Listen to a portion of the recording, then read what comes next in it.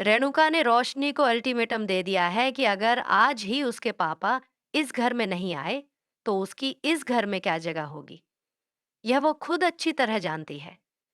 लेकिन रोशनी को पहले से अंदाजा था कि आज नहीं तो कल काकू उसके सामने यह बात रखने वाली है।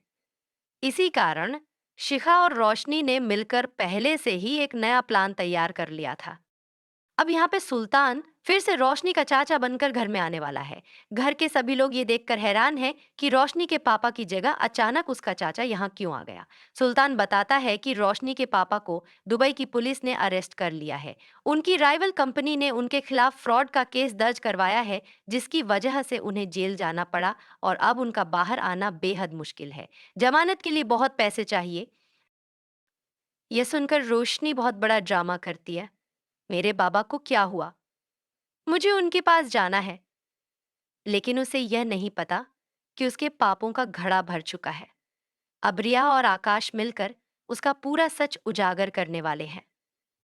सचिन और सैली की बात सुनने के बाद रिया और आकाश को पूरा यकीन हो जाता है कि कुछ गड़बड़ है। जब उन्हें पता चलता है कि वही चाचा फिर से वापस आ चुका है, तो वे तहकीकात में लग जाते हैं। उन्हें सुल्तान की शॉप मिल जाती है और आसपास पूछताछ करने पर पता चलता है कि सुल्तान कोई दुबई का शेख नहीं, बल्कि इसी दुकान का मालिक है। गुस्से से भरी रिया जब घर लौटती है, तो बिना समय गंवाए सुल्तान के गाल पर एक जोरदार थप्पड़ जड़ देती है। यह देख घर वाले चौंक जाते हैं। आखिर रिया इतनी गुस्से में क्यों है? रोशनी तुरंत अभिनय करने लगती है। तुम्हारी हिम्मत कैसे हुई मेरे परिवार पर हाथ उठाने की? मैं तुम्हें छोड़ूंगी नहीं।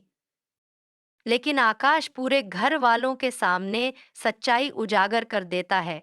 यह कोई दुबई का शेख नहीं, बल्कि सुल्तान नाम का दुकानदार है। रोशनी और शिखा ने हम सबको बेवकूफ बनाया। इनके दुबई में कोई फैमिली है ही नहीं। सब कुछ झूठ था।